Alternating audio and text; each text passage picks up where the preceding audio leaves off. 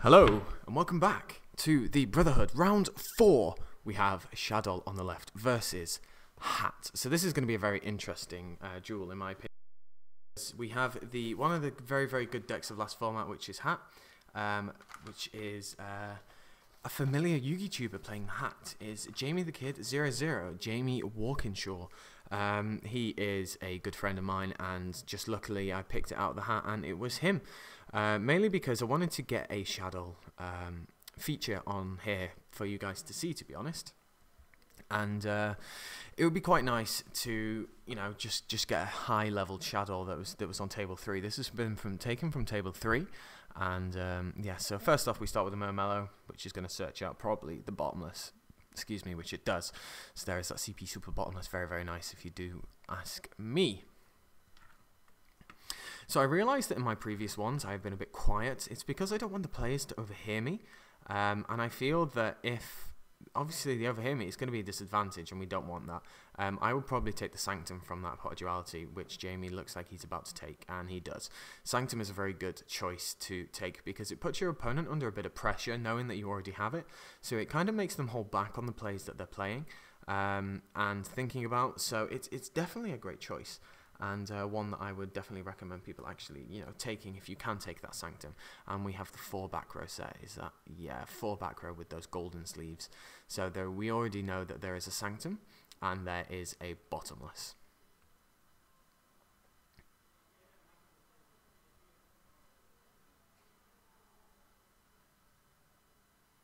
I'm almost certain this player is, yes, so it is definitely Shaddol's. So he plays the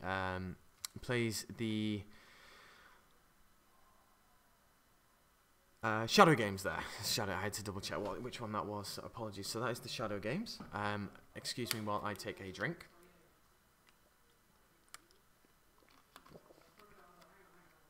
Commentating definitely does take your voice down a notch, because my voice is starting to hurt slightly. But I'm powering through. We have another 3 rounds after this, and then we have the top cut. So that's going to be very fun to watch. But yeah, some of the comments that I've seen, someone said that the mumbling is a bit annoying. Apologies, I am trying to now. I know now the levels because I tested them with Jamie. I know what the proper levels are that they can hear me and they can't. And it's just something that you definitely need to get right. So here is the Falco that is flipped up. Jamie doesn't look like he needs to respond to that, to be honest. There's no real need to respond to it as such, but he might prove me wrong. And there is the solemn warning there for the Shaddol player, for the H.A.T player, sorry. So that takes him down to 6,000 life points in total.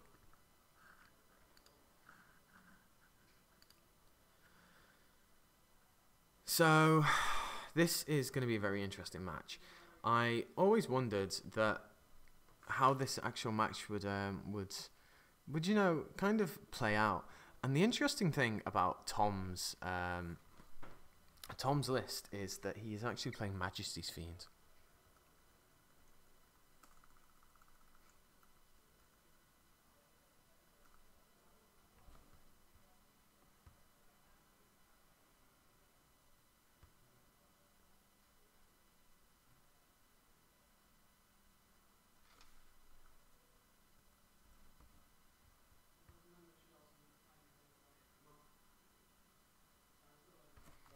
So Lizard did attack for 1-8, by the way. I do apologise for missing that.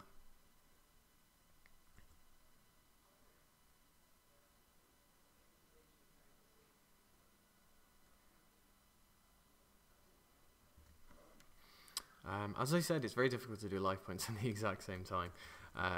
It is a bit of a struggle, but it's one that I will deal with. So as we see, there has been a ice hand summoned. It's going to be very interesting to see what will happen here. Jamie is sat back very, very calmly, seeing what his opponent will do.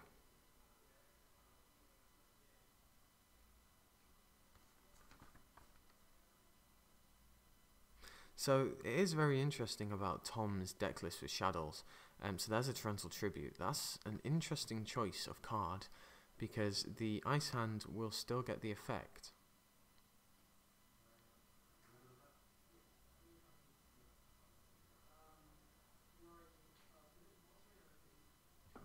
So we're just talking about the chain links here now.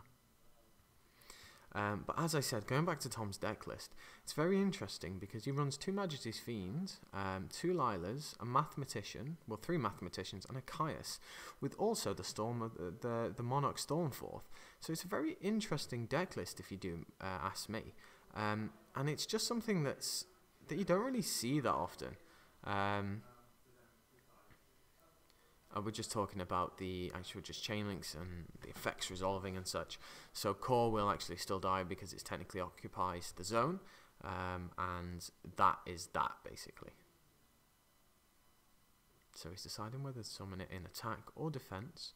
At this current moment in time, defense might be the best option, but he's going for attack in the end.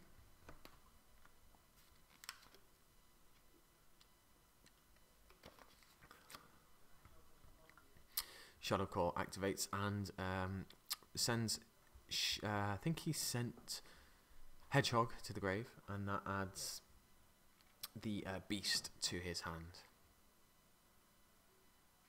So as you can see, he's got a plan for Storm the Monarch. So the Shadow player now takes the first damage, and he takes a 1,600.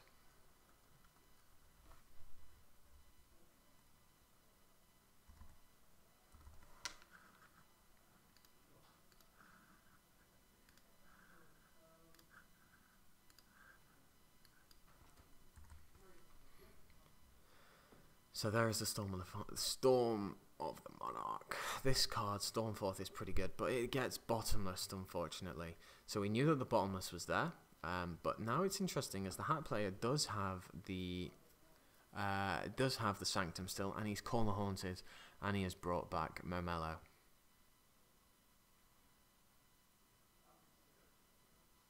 So Momelo is just going to attack for 1/6.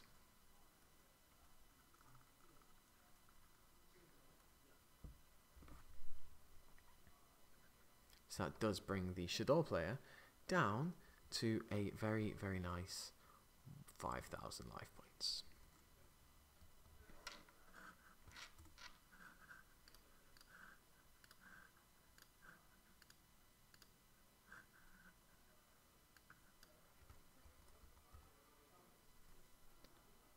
So there is another 16 there. This looks like the Shadow player is under the cosh a little bit.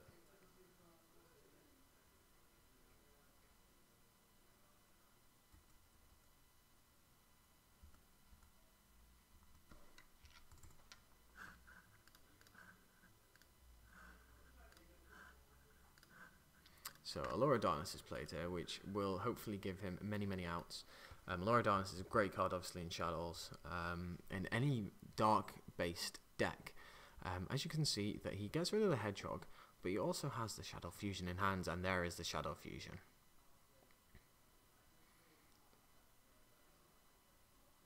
So the Shadow Fusion is activated, and that looks like it's going to probably be Construction that's coming out. Oh, it's Winder. Sorry, I can't see. Yes, of course, Winder. Because he's used a dark. That is my fault. Apologies. And they're just sorting out the chain links now of the effects of the monsters. So this is going to come, and that is unfortunate. Compulsory evacuation device sends Winder back to the deck, to the extra deck.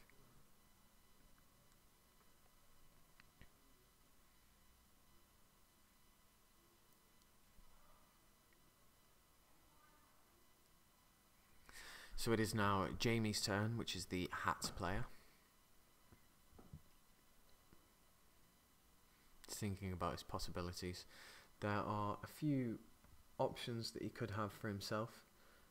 He does play 2 and 3 of the Trap Trick, so he plays 2 Momelo and 3 Debnet. He plays 3 and 3 actually. See, Jamie's writing, it looks like a 2. Terrible. So yeah, so he plays 3 and 3, which is interesting. Some might say that it might clog, but obviously he disagrees. So he's just thinking about what he could possibly go into. Obviously the face down could be an issue. But he's activating Corner Haunted, which is going to bring back his Ice Hand. And he's going to overlay. into a Heartland Drago. That is interesting. Heartland Drago is a very interesting card. The Heartland Drago is going to bring him down to 1,400 here.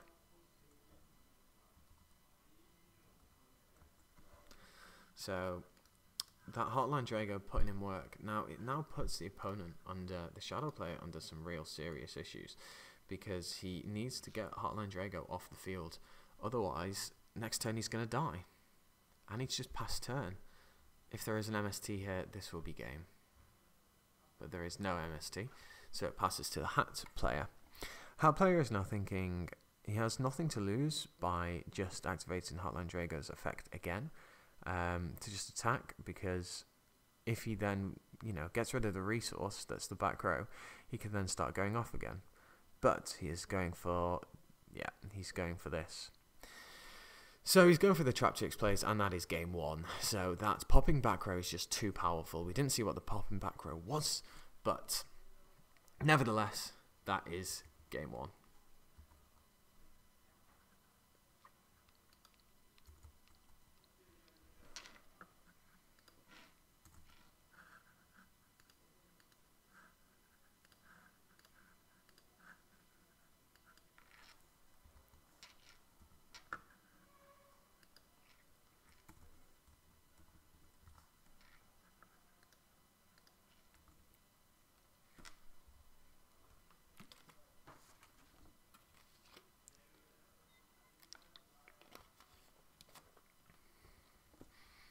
So looking at Jamie's side deck, he has 2 DD Crow, 1 Max C, because he plays 2 Max C mained, 3 Soul Release, 3 Mystical Space Typhoon, 2 Enchanted Imprisoning Mirror, 2 Deep Dark Trap Hole, 1 Acid Trap Hole, and 1 Malevolent Catastrophe. So there are obviously some interesting plays that cards that he can side into. The main one that's going to be going straight in is, of course, the Shadow Imprisoning Mirror, because that just really hurts Shaddolls if you can get that card and protect it.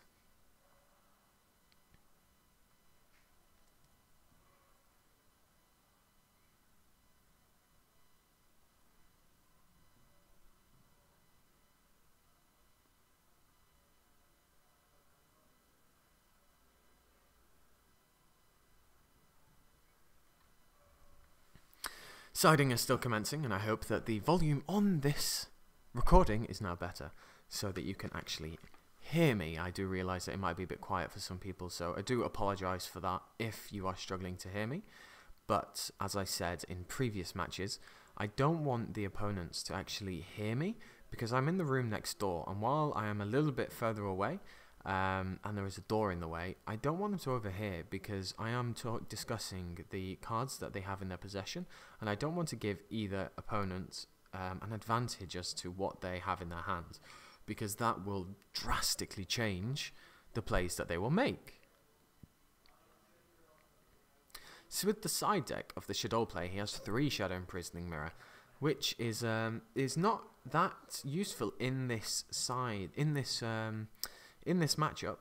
He does have 3 MST, and he also plays 2 different Dimension Grounds, which is certainly an interesting one. He does have a Super Poly in the side as well. So we are now on to game 2 of round 4 of the Brotherhood event. So the Shadow player is going to be starting us off here. Tom is going to be starting us off by summoning a Mathematician to ditch a Shaddol. So he ditches a Lizard there.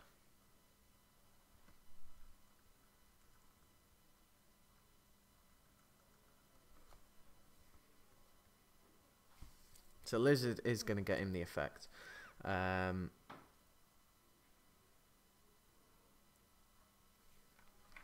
So he is playing the Allure of Darkness, and he's banished what looks like a possible Hedgehog. He is also setting 1 back row, and I'm trying to see what he has in his hand. He has a Messenger of Peace. Oh, he has 2 Messenger of Pieces. That could be an interesting one. So he plays the Messenger of Peace now. Okay, so he's got the Mathematician there on the 1/6. This could be interesting. The Messenger of Peace actually doesn't do that much, because he has access to Speak of the Devil, Sanctum. Now this is difficult, so he can either take the Sanctum or the Shadow Imprisoning Mirror. In this situation, I would take the Shadow Imprisoning Mirror, because although Artifact Sanctum is a very good card and versatile card that you can use, I feel that it's not... It's a great card, but when choosing between hurting a deck, hurting one card, and then hurting an entire deck, basically, you need to choose the Shaddol. You need to choose the Shadow Imprisoning Mirror.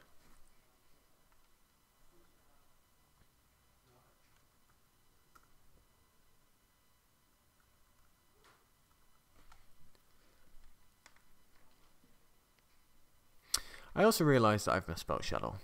It's with 2 Ds. So apologies for that. But Falcon has been flipped up now. And Falcon is going to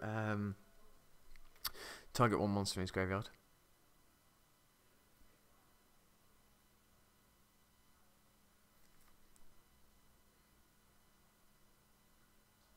But obviously the Shadow Imprison Mirror was flipped up. And it does mean that he isn't going to get the effect.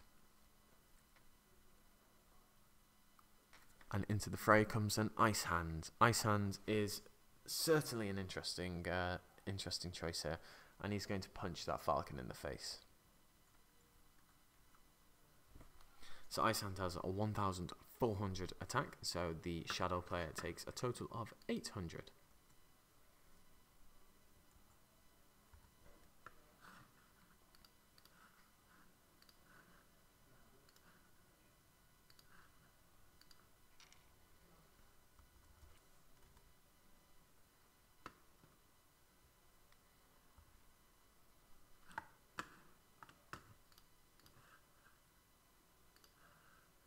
So obviously we have the Messenger of Peace, life being paid here.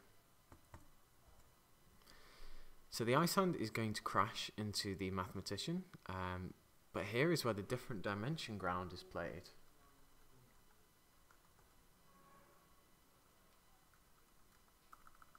So I'm going to have to actually remind myself of what different dimension does. Different dimension is this turn, any monster sent to the graveyard is removed from play instead. So he actually lances it, so it doesn't go to the graveyard. Now that is a interesting play there by Jamie. It's very good.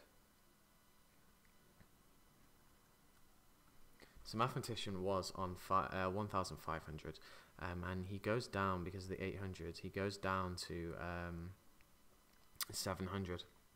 So 700. So the Shadow player loses another 700.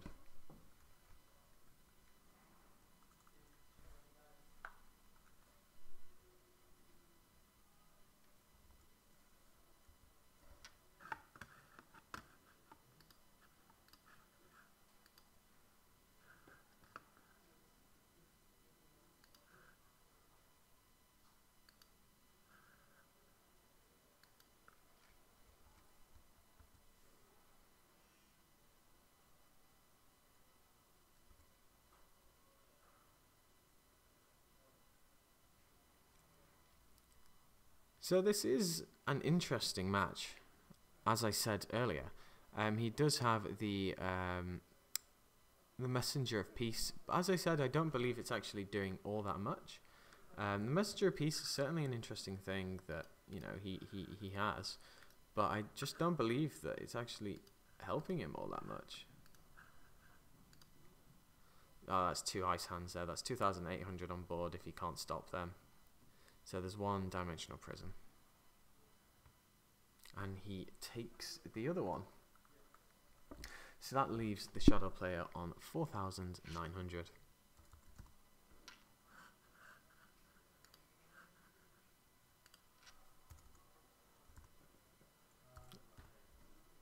Also leaves him on 4,800 because he's now paying life.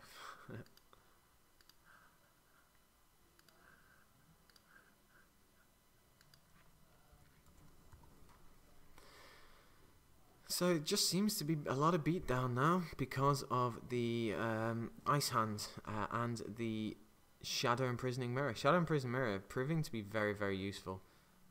He is taking another bit of life from the Shadow Imprisoning Mirror. From the Messenger of Peace, apologies.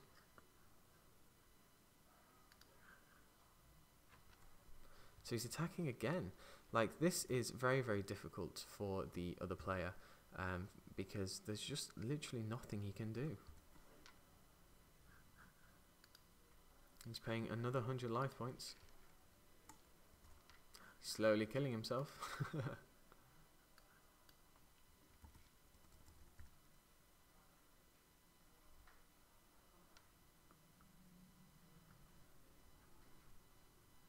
And I'm pretty sure this is going to be game over now in a minute, because there's so much that he's taken, and there's just so much that's been happening that he's just been overrun completely by Hat.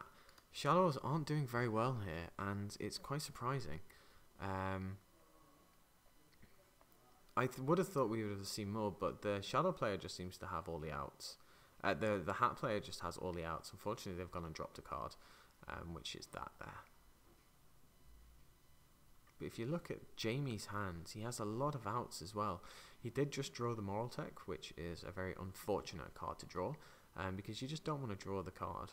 Like, there's no need for it. And that is game. So unfortunately, there was nothing that could be done. There were some very, very bad draws there for the Shadow player. And as you saw there, that was the Majesty's Fiend. But unfortunately, the Hat player had everything down. He had all of the outs, and that's basically Hat. So there's your first Shaddol duel. Unfortunately, they did lose, and unfortunately, we didn't really see a lot of them because it just never happened. So if you were looking to see how Shaddols were doing, unfortunately, this isn't the greatest showcase for them. But if you do want to see them, hopefully we will see them later on. So that is the end of round 4. Hat 2, Shaddol 0.